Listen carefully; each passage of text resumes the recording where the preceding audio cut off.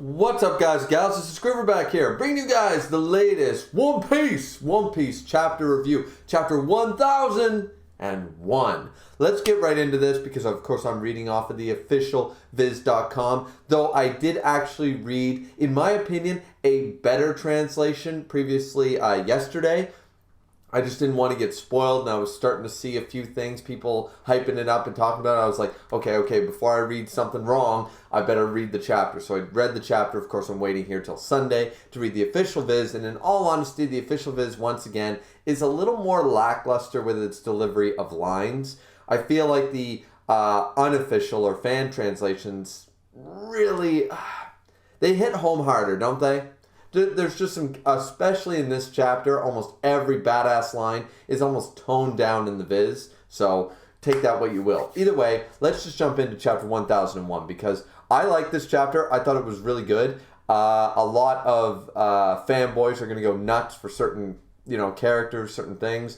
The beginning of the chapter, we're finally getting into the fight. It's Kaido and Big Mom, two Emperors of the Sea, as Zoro points out later in the chapter, versus 5 supernovas.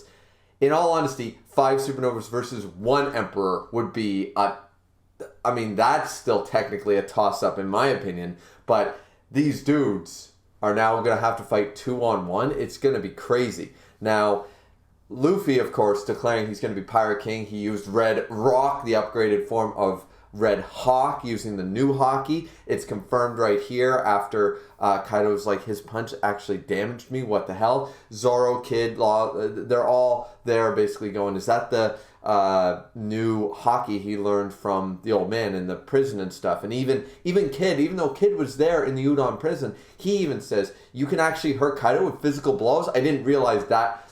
He's like, what was that Haki just now? You managed to hurt Kaido with a physical blow. Because Kid, of course, having fought Kaido and gotten his ass kicked, knows Kaido of the Beast Pirates cannot really be like, boom, boom. It just doesn't do anything. And we still see that in this chapter, which I enjoy. I like that, and we'll get to that. But what ends up happening here, one of the big moments, is literally on the second page. Because we have Kaido thinking like, how did he grow so fast since I one-shotted him in Curry pretty much? He did his best attacks. I let him hit me. He hit me, he bashed me in the face. He did this, he did that. I let him go with his strong attacks, I guess. And I was just like, all right, Thunderbagwa. Boom. Took him out. There's way too many conquerors, in the sea right now, right? And here he's like, there are only a few number of people capable of fighting me. This is where Viz drops the ball, in my opinion. We see Luffy standing there. Of course, Shanks is his first, foreshadow. This is sort of the thing that, and there was a fan edit that should have been in Rise of Skywalker with the whole Jedi thing. But here we're basically seeing the same idea. In the Viz translation, it's how high will your ceiling go? Honestly, there was a translation that basically, I'm not reading it verbatim, so forgive me for that, but since I am reading the viz here, but it said something along the lines of, are you telling me that you stand with them or you are on their level? And we see shots of some of the greatest pirates, the strongest pirates. Interestingly enough, you know who's not in this shot? People who aren't in this shot. Big Mom, Dragon, any of the admirals. I mean, of course, you can't really fill that up necessarily. I mean, Kaido probably would get his ass kicked by Prime, Garp, or Sengoku. But it's interesting that we see 5 and they chose 5, but Rocks is there. And it's really, really cool. I like this silhouette here because we got Roger and Whitebeard, of course, Odin, Shanks, and the fact that Shanks is displayed, because remember, Shanks is actually, before Whitebeard was defeated, Shanks is the lowest bounty out of the 4 Yonko, and only became a Yonko 6 years prior, or considered one of the 4 Emperors 6 years prior. So the fact that when Kaido's thinking about it, he actually thinks about Shanks as well. Shanks, Roger, Rocks, Whitebeard, and Odin. Of course, Odin has to be there. It's interesting that they showcase these 5 figures. And he even says there's only a scant few capable capable of fighting him. He doesn't say defeating me, but capable of injuring me, capable of damaging me, capable of giving me a 1v1. And this also leads to the belief that whole, if it's 1v1, Kaido wins sort of idea. Once again, Shanks somehow stopped him from going to Marineford. And Shanks is showcased here. At this point, I've always been dubious of that 1v1 Kaido wins idea. And now, even though it's legit, and even now, with the fact that he's showcasing that Shanks himself is considered in Kaido's own mind, I don't know. I don't know anymore.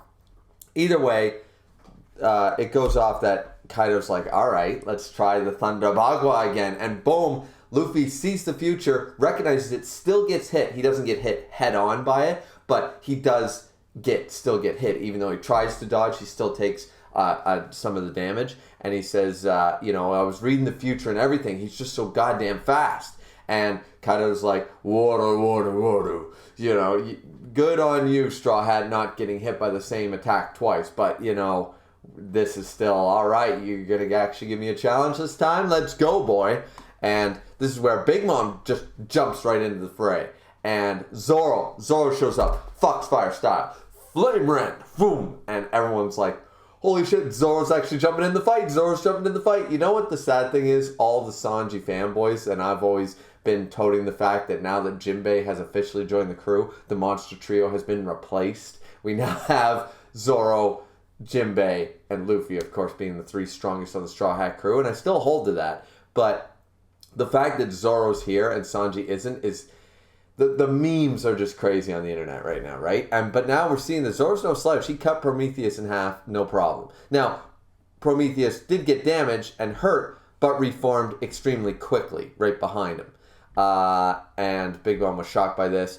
And Zoro, once again, as I said before, basically goes on to say, we can't let up for a single instant. Don't lose focus, Luffy. Like, we are up against two of the Yonko at the same time. Against one, we'd still have to stay focused. Like, you cannot lose, chances. And then Law takes Luffy away from Kaido's swing. This is where we have a really funny moment that some people brought up. I didn't bring up in the Chapter 1000 thing, but Law was always like, don't think about giving me orders, Straw Hat. Don't think about giving me orders. And here we sort of have a joke inside of a joke here with...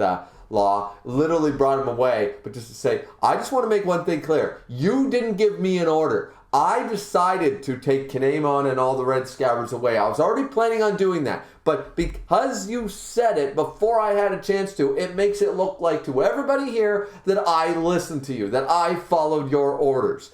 And he's just like, why would you do that to me? And Luffy's just like, who the hell cares about that? Because, of course, Luffy doesn't give a shit. Now, Kid starts...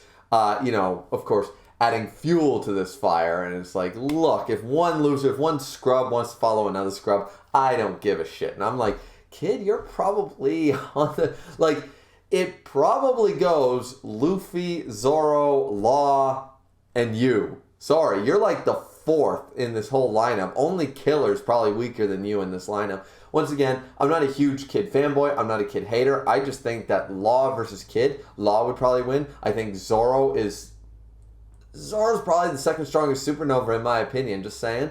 And then it goes, the rest of them. But yeah, so it's kind of funny because then Big Mom decides to attack once again with Prometheus, now that Prometheus has reformed. And then they play this game of chicken. And the faces they make are hilarious because... and the way Luffy talks him into it, he's like, haha, well, like, we're going to play a game of chicken. The first one to react to this loses. And they're like, why would we play? We are up against, this is serious shit, and Kid and Law are both against this. And he goes, Luffy, like, easily manipulates him. And he's not, like, it's not a Luffy thing to do, but it's hilarious. Because he's like, fine then, I guess you guys are the scrubs. I guess you guys are the losers. And they're like, pride. They're just the faces. It's absolutely hilarious. Zoro is pissed though. He's like, what the hell are you fuckers doing right now? This is not the time to be playing games of chicken and be like, oh, I'm strong. Why don't you prove you're the strongest by going and attacking Big Mom and Kaido head on? You, like, Zoro's just pissed. And I love it because then it's Zoro and Killer. Now, Zoro recognizes that it's Kamazo. that Killer is Kamazo based on the laugh and everything. And he says, don't get in my way this time, Kamazo. And Killer then reacts to something that the fan base has talked about for a while. Killer did give Zoro, Zoro was distracted and stuff, but Killer was fighting Zoro, and Zoro did win the fight, but he did some damage to him, and he says, listen, if I was using my real weapons, my Punishers back then, you'd be dead right now, Zoro. And he basically says, so it's like, shut up, the result would have been the same. And I'm inclined to believe him once again. I believe that Zoro is vying for the second strongest out of the Supernova Corps. That's just my opinion, guys. You can call me a Zoro fanboy, whatever you like. If you want to say, I would argue everyone here, these are the 5 strongest supernovas. I would argue that easily because they're on the roof. It's going to, like the whole thing, the rooftop boys, right? So these are definitely the 5 strongest. But how would you rank them? I would rank Luffy in almost his own class right now, followed by Zoro. And if you want to argue that Kid and Law are in Zoro's tier, sure, they're in the tier. It'd be hard to say. It really would. But these are definitely the 5 strongest supernovas. That's why they're the rooftop boys. That's why they're on the roof. That's my logic. Sticking to it. Let's go. So he uses Onigiri. Now, once again, Zoro, out of all people, he should know. He's using Enma, which is great. He goes all the way 3 sword style. He's got his bandana on. He's ready to go. He's in serious mode. This is perfect. Prime Zoro, let's go. We haven't seen this dude going all out since the goddamn time skip. It's been like 400 plus chapters. Come on. Let's go, Zoro. Let's see what you can fucking do. And I need that Azura form. I need Azura. 900 sword style for all I care. And he uses the upgraded version of Onigiri, Purgatory Onigiri. Now, people said that Kaido didn't take damage. It's not that he didn't take damage, it's that they didn't cut him. Because you can see the indent on his neck where Zoro you could argue that it was Killer only or it was Zoro and Killer, or either way, because Killer also attacks with beheading claws here.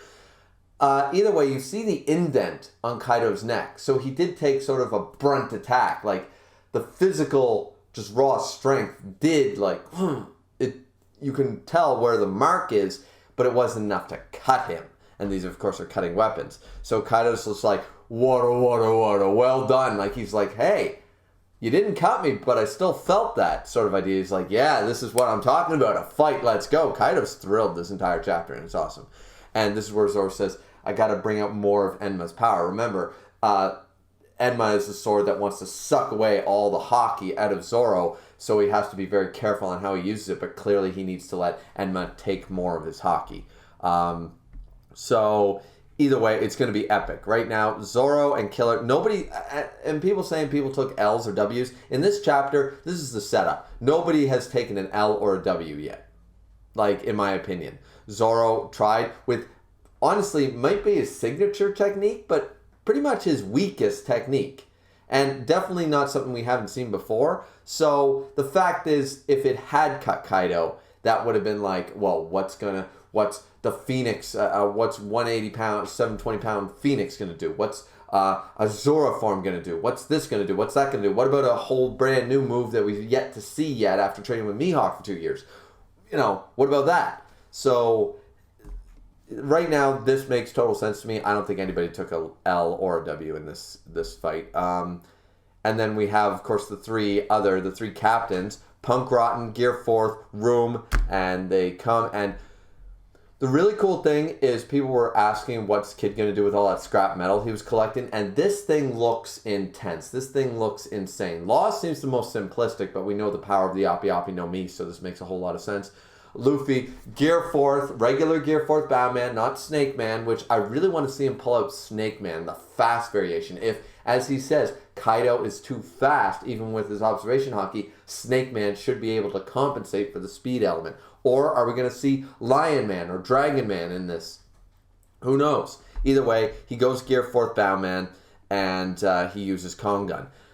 The really interesting thing outside of that is, though, Kid. Kid has this crazy, the skull thing looks amazing, this design.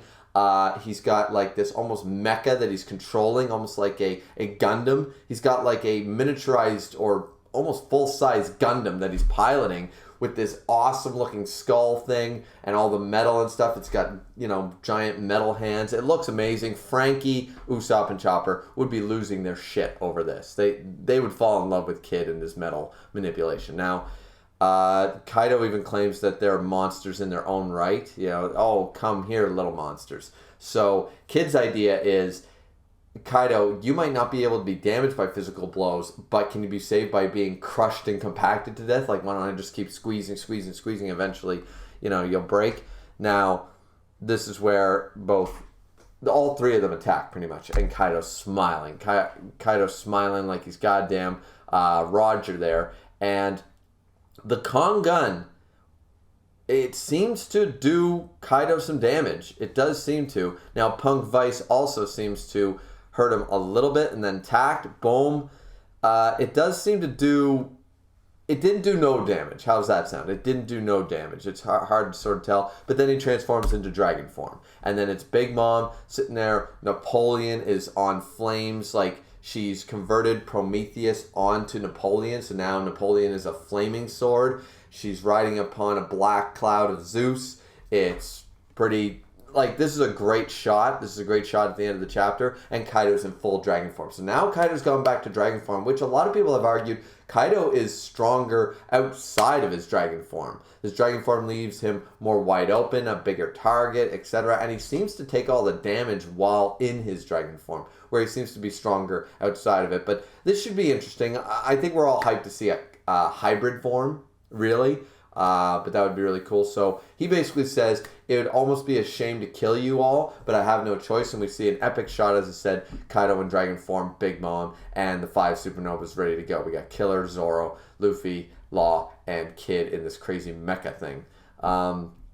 So they basically claim that all of your manpower, all your treasure, everything that you guys have collected this whole time, we're going to take it all from you. And you've got poneglyphs too. I can't wait to take those as well.